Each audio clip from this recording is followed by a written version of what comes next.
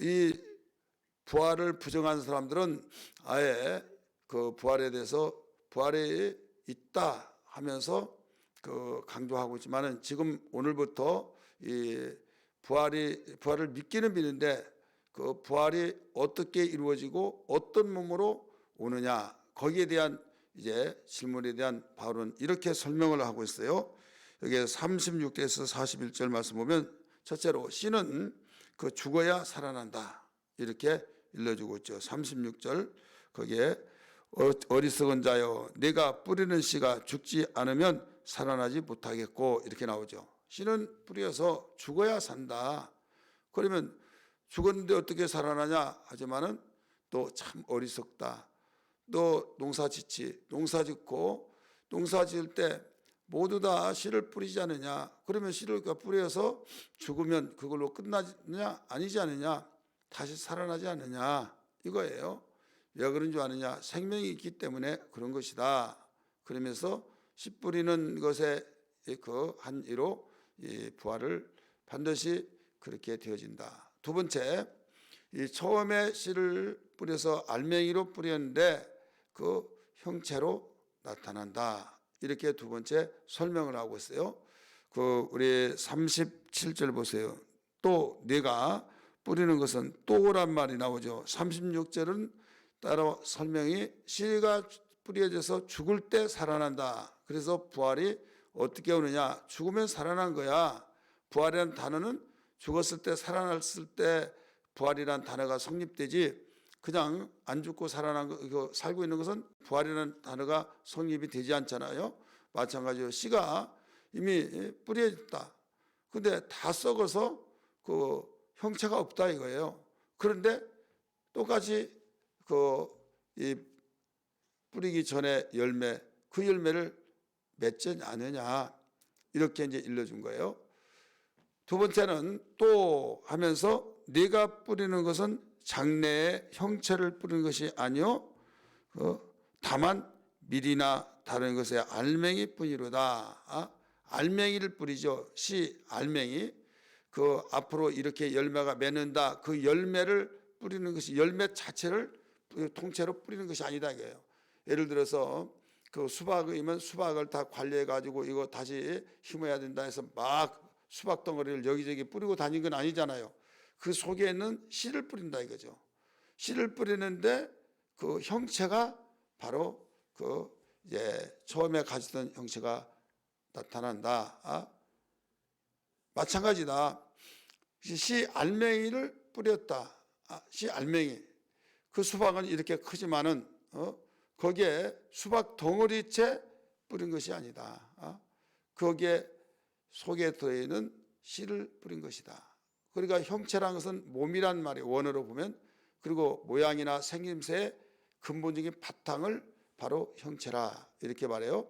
그래서 처음에 그 형체를 뿌린 것이 아니라 씨 알맹이를 뿌렸다. 그런데 나중에 거두고 볼 때 이 형체를 거뒀다 이거예요. 우리 37절 다시 봅니다. 또 네가 뿌리는 것은 장래 형체를 뿌린 것이 아니요 다만 밀이나 다른 것에 알맹이뿐이로되 하나님이 그 뜻대로 그의 형체를 주시되 각 종자에게 그 형체를 주시느니라. 그래서 여기에 똑같이 이제 여기서 또 설명을 해요. 육체는 다 같은 육체가 아니니 하나는 사람의 육체요, 하나는 짐승의 육체요, 하나는 새의 육체요, 하나는 물고기의 육체라. 다 육체가 다 다르다 이거예요. 그러면 육체를 이 본 바탕이 뭐예요? 본 바탕은 우리 이 형체라고 한다면 사람을 여기서 그대로 뿌리면 다시 그 자리에서 난 것이 아니다 이거예요.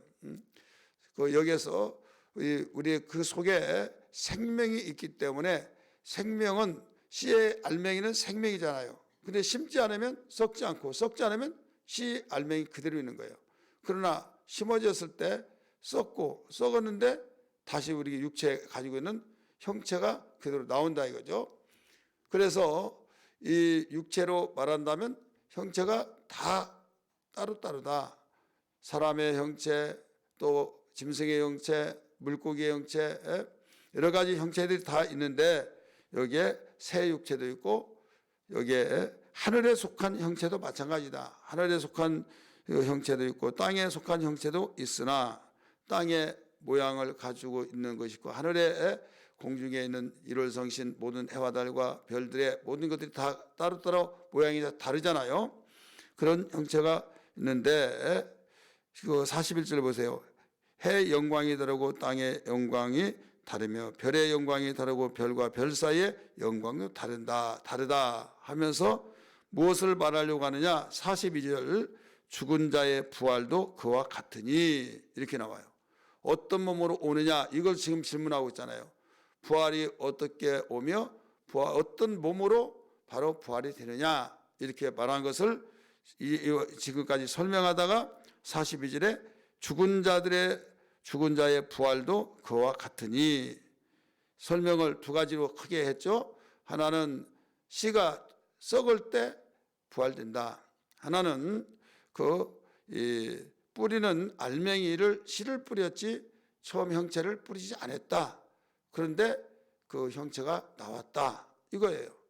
그런데 씨가 한두 가지가 아니죠. 수없는 씨들이 있잖아요. 그래서 육체도 한 가지 육체만 있는 것이 아니다. 흙으로 만드는 육체가 하나만 있는 것이 아니라 사람의 육체요, 짐승의 육체요, 새의 육체요, 물고기의 육체요, 각각 다 다르지 않느냐 형체가. 그러면 이 땅의 것만 그러냐? 아니다. 땅의 육체 형체도 다르고 하늘의 형체도 다르고 또 별들의 해도 달도 더 나가서 별과 별 사이의 형체도 다 각각 다르다. 그것은 영광이 다 다른 것이다. 그러면서 42절 죽은 자의 부활도 그와 같으니 썩을 것으로 심고 썩지 아니할 것으로 다시 살아나며. 자, 우리 육체는 썩을 육체죠. 근데 우리가 살아날 부활은 어떤 몸으로 오냐면 썩지 않을 것으로 온다 이거죠.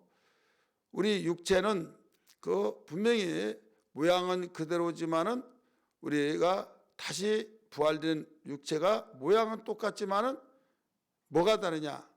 썩지 않을 것과 썩는 것과 썩지 않은 것. 지금 우리 이 육체는 썩을 것으로 바로 우리 하나님이 흙으로 취해서 우리를 만들었기 때문에 모양이 이렇게 되어 있어요. 그러나 우리 속에 있는 영혼은 이 영적인 존재이기 때문에 영혼은 분명히 우리에게 생명으로 심었잖아요. 생명으로 심었기 때문에 그 영혼에서 뭐가 나오냐? 신령한 썩지 않을 몸이 나온다 이거죠. 그래서 우리가 대부분 잘못되게 생각되는 것은 부활이 육체 부활이냐 영의 부활이냐. 육체 부활이에요. 근데 육체 부활인데 오해를 하는 것이 육체 부활이니까 우리의 이 몸이 그 흙에서 취한 것 똑같이 나온다. 그래서 우리 기독교는 화장하면 안 된다. 이런 사고력이 우리 선배 목사님들이 있었어요. 그러면 다 기독교는 매장, 불교는 화장. 그래서 제가 목회하면서 선배 목사님 말하기를 요사이 젊은 목사들은 완전히 너무나도 잘못됐다고. 왜 그래요 목사님? 그랬더니 아니 매장을 해야지 왜 화장하냐고. 예, 화장하면 어떤 뜻이에요? 홍 목사도 똑같고만 막 하면서 이제 그러는 거예요. 왜요? 목사님 설명 좀 해주세요. 기독교는 매장이에요, 매장. 아니 부활되는데 이 흙에서 부활되는데 어떻게 완전히 화장해서 뿌려버리냐 막 하면서 목사님 육체 부활은 많은데 그 존재 자체는 생명이기 때문에 관계 없어요. 그랬더니 똑같다고 막 야단치고 막 그런 경우가 엊그제 들은 것 같아요. 그래서 이 육체 부활인데 그 육체 부활이 이 흙에서 여기에서 바로 그대로 되어서 결국 부활된다는 거죠. 근데 그게 아니라 우리는 육체가 있고 육체 속에 우리 영혼이 있어요. 그 육체는 흙으로 와서 흙으로 가는 거예요. 그런데 영혼은 우리는 썩지 아니할 영원한 존재죠. 그래서 이 영혼이 어느 날 순간에 하나님께서 그 시간에 바로 육체 부활로 되어진다 이게요. 그러니까 본 바탕이 우리는 이 육체는 흙이죠. 흙으로 왔다 흙으로 가는 거예요. 근데 영혼은 우리 하나님의 생기로 불어넣어서 만들어졌어요. 영이다 이거죠. 하나님의 입김으로 불어넣었어요. 그래 영혼인데 이 영이 여기에서 부활이 되는데 이 영이 뭘로 부활되지? 육체 부활이다 이거죠. 근데 영이 썩지 않은 것처럼 썩지 않을 부활이다 이거죠. 여러분 논리적으로도 또 우리가 그 분명하게 알아야 할 것은 그 심는 대로 거둔다고 그랬잖아요. 우리의 영광이 뭐냐면 썩을 육체로 심어서 썩지 않을 것으로 거둔다 이거예요.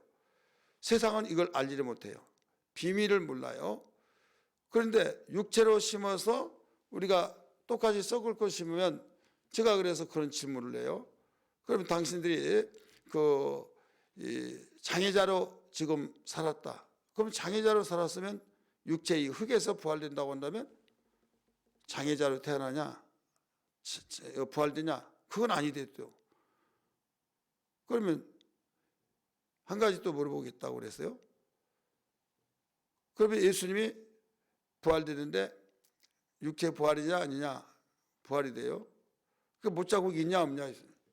있다. 창자국이 있냐 없냐? 있다는 거죠. 그러면 장애인들도 부활되면 그대로 돼야지 않느냐?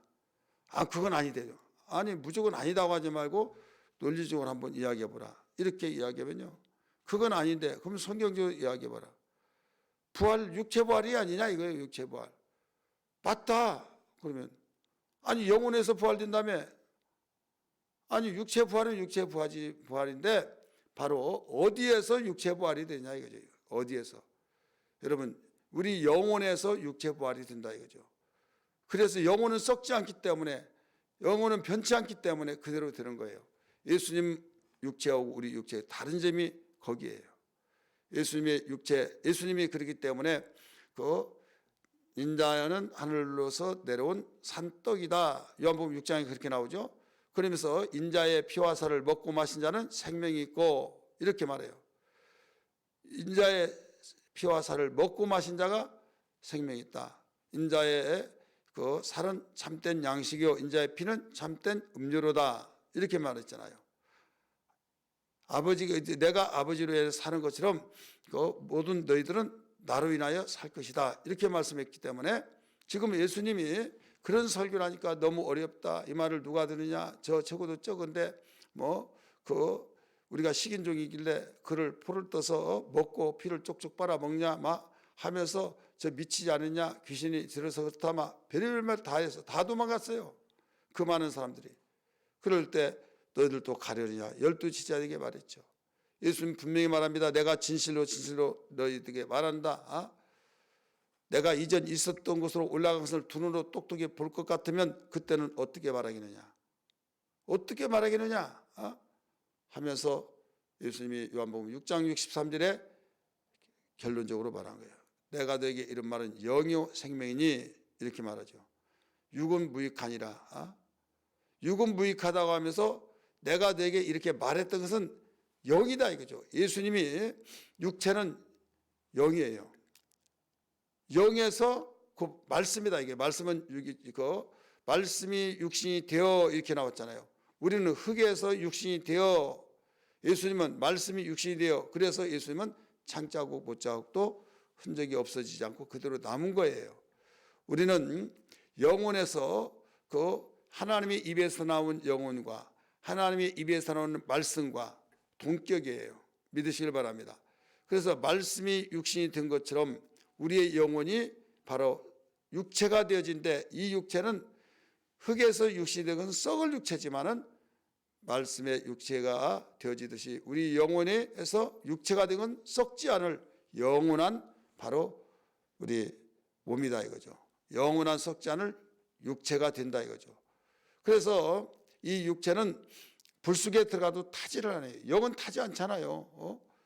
그래서 무쇠도 멀겋게 녹아버리고, 그런데 여러분 지옥불이 얼마나 뜨겁습니까? 이 세상에 어떤 뜨거운 물하고 비교가 될 수 없는 영혼이 타는 그곳에 타지도 않고 죽지도 않고, 여러분 불 속에 던지면 그냥 타서 없어져 버리잖아요. 그런데 타지도 않고 썩지도 않은 거, 화장대에서 육체를 버렸을 때 거기다 집어넣었을 때 옛날에는 2시간 또 2시간 반, 체구가 큰 사람은 3시간까지 갔어요. 근데 지금은요 더 전기를 전압을 많이 올려서 1시간 반이면 다 나옵니다. 재로 나와요. 한 줌의 재로 나와요. 그러면 그 한 줌의 재로 나오는 것이 한두 시간뿐이 걸리지 않는데 우리에게 세상에서 그렇게 뜨거운 것을 비교할 수 없는 그 영원히 펄펄 끓는 유황불에게 집었는데 왜 타지도 않고 죽지도 않느냐? 본질이 영이기 때문에 썩지 않고. 그래서 여러분 이 부활의 원리를 여기서 바울은 잘 가르쳐주고 있어요. 대부분 고정관념 육체 부활이다 하니까 이 흙에서 우리 이 몸에서 흙에서 취한 육체 여기에 재에서 부활된다 생각한 것이 아니라 생각하고 있는데 우리는 여기서 영혼에서 육체 부활이 된다. 이해되시면 아멘 하시길 바랍니다. 그래서 여기에서 이렇게 기록하고 있는 거예요. 44절 육의 몸으로 신고 신령한 몸으로 다시 살아나니 육의 몸이 있은즉 또 영의 몸도 있느니라 이렇게 나오잖아요. 영의 몸도 있느니라. 그래서 우리는 이 영광스러운 그 소망을 바라보면서 육체와 영혼은요 본질이 다릅니다. 한번 따라합시다. 현재 우리의 육체와 영혼은 본질이 다르다. 본질이 달라요. 아주 밀접한 관계를 가지고 있는데 육체는 실컷 죄를 저질러주면 훌쩍 떠나버리면 끝나는 거예요. 책임이 없어요. 그런데 영혼은 그 육체가 저지른 죄를 그대로 대가를 받는 거예요. 아담이 흙으로 지어졌잖아요. 하와도 그 갈비뼈로 만들었지만은 결국은 흙으로 만들어졌잖아요. 그러면 그 육체가 선악과를 먹었고 육체가 선악과를 먹어서 영양이 공급되어지고 다 배설물로 나왔지 영혼이 먹는 건 아니잖아요. 그런데 왜 영혼이 죽었고 또 결국은 그 주님의 사랑으로 회복되었지만은 회복될 수 없는 모든 후손들이 죄인이 되었습니까? 이것은 육체가 저질러온 것을 영이 고스란히 모든 것을 책임을 짓는 거예요. 왜 그러냐면 육체는 항구적인 존재가 아니라 한시적인 존재예요. 임시직이 다 모든 것을 그 명당도 알바생이 저질러온 거. 그 다음에 어떤 일을 하고 어디로 갔어요. 찾지를 못해요. 그러면 주인이 사장이 다 책임져야 앉아요? 책임지는 거예요. 왜 그러냐? 그 주인이 바로 그 사장이기 때문에.